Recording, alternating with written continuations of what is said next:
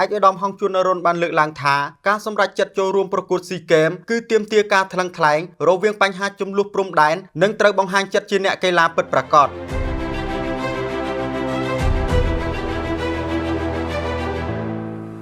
នៅថ្ងៃទី24ខែវិច្ឆិកាឆ្នាំ2025ក្នុងពិធីសម្ដែងសម្ដាលមួយជាមួយប្រតិភូកម្ពុជាចូលរួមការប្រកួតស៊ីហ្គេមលើកទី33ឆ្នាំ2025ដែលនឹងប្រព្រឹត្តទៅនៅប្រទេសថៃចាប់ពីថ្ងៃទី9ដល់ថ្ងៃទី20ខែធ្នូឆ្នាំ2025ឯកឧត្តមបណ្ឌិតសភាចារហងជួននរុនឧបនាយករដ្ឋមន្ត្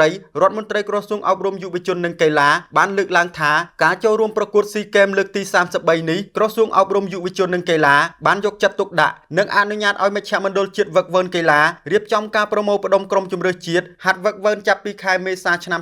2025ទាំងកីឡាករថ្នាលវ័យក្មេងសម្រាប់ត្រៀមប្រកួតយុវជនអាស៊ីនិងកីឡាករពេញវ័យសម្រាប់ត្រៀមប្រកួតកីឡាស៊ីហ្គេមលើកទី33ឯកឧត្តមបានបញ្ជាក់ថាទោះបីជាស្ថានភាពព្រំដែននៅមានភាពតានតឹងខ្លះៗប៉ុន្តែសុភវិនិច្ឆ័យដ៏ត្រឹមត្រូវនិងឆ្លៀសវៃរបស់សម្ដេចធិបតីនាយករដ្ឋមន្ត្រីនៅតែអនុញ្ញាតឲ្យប្រតិភូកីឡាកម្ពុជាចូលរួមប្រកួតដើម្បីបញ្ជាក់នូវគោលបំណងនិងឆន្ទៈរបស់កម្ពុជាគឺចង់បានសន្តិភាពនិងមិត្តភាពពិតប្រាកដតាមរយៈស្មារតីនៃព្រឹត្តិការណ៍ប្រកួតកីឡាជាអន្តរជាតិនេះបើយើងមិនចូលរួមកម្ពុជានឹងត្រូវគេបន្ទោសថាមិនគោរពធម្មនុញ្ញអូឡ িম্প ិកនិងធម្មនុញ្ញ CGF បើយើងចូលរួមដោយយកហេតុផលផ្សេងខុសពីគោលការណ៍ច្បាប់កីឡាជាសកលកម្ពុជាក៏ត្រូវអន្តរជាតិថ្កោលទោសឬដាក់ពិន័យឯកឧត្តមបណ្ឌិតសភាចារឧបនាយករដ្ឋមន្ត្រីបានលើកឡើងទៀតថាការសម្រេចចិត្តចូលរួមក្នុងការប្រកួតស៊ីហ្គេមនេះគឺមិនងាយស្រួលទេដែលទាមទារការថ្លឹងថ្លែងរវាងបញ្ហាចំនួនព្រំដែននិងស្មារតីនៃការរួបរวมក្នុងតំបន់ព្រោះយើងមិនអាចអនុញ្ញាតឲ្យការពហិការប៉ះពាល់ដល់ទំនាក់ទំនង